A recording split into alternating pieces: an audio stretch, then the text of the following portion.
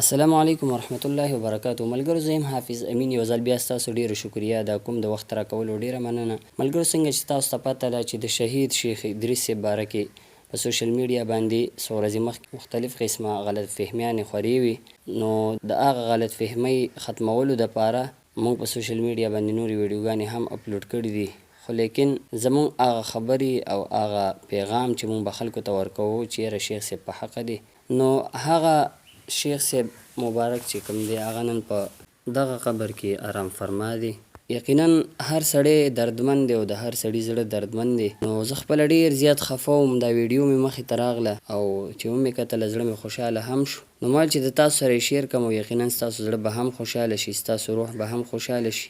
نو دا ویډیو را سره وګورئ، امید دی چې ستاسو د زړه لږ تسلي وشي او غم مو کم شي. نو ویډیو را سره مکمل وګورئ. لازمه ده چې دا د مبشراتو نه خدای کنه دا منه دی چې خوب د مبشراتو نه دی، حجت شرعي نه دی، خو یو خوب دی. زه ستاسو مخې ته بیانوم.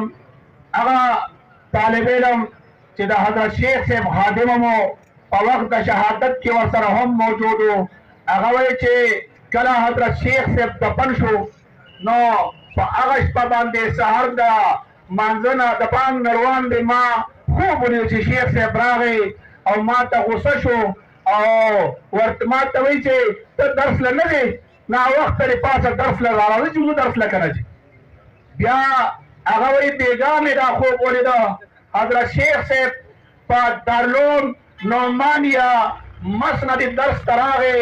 مفتی صاحب مفتی حسن جان صاحب دامت برکاتهم العالیه په درس باندې موجود دی او حضرت شیخ راغی او حضرت شیخ چې دا مفتی حسن جان صاحب شونډې ښکلې کړې او ورته ویې چې مفتی صاحب تا نه ستا په دې فیصله ډېر زیات خوشحاله یم، ستا نه ستا په دې فیصله ډېر زیات خوشحاله یم.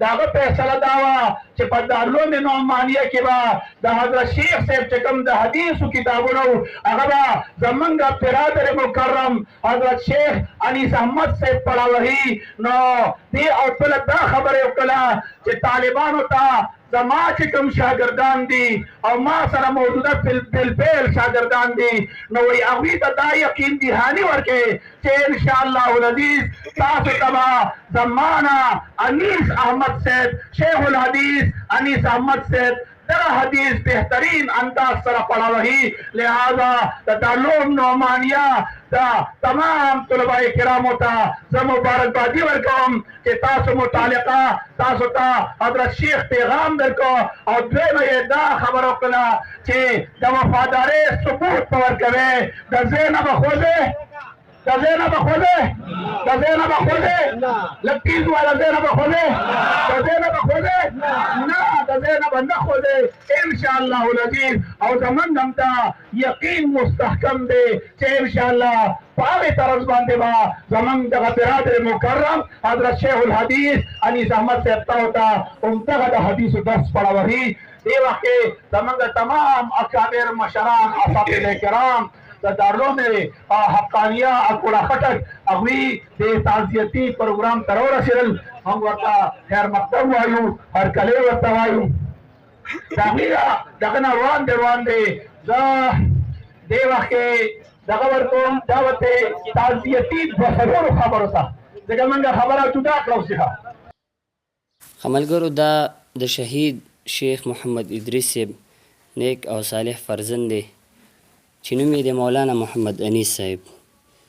نو یقینا ډېره لوی ذمواري ده ته هم حواله شوه او دعا ورته کوو چې الله دوی ته استقامت ور نصیب کړي او ټول عالم اسلام ته د شیخ صاحب په دې شهادت باندې صبر جمیل او موږ ته هم صبر جمیل راکړي.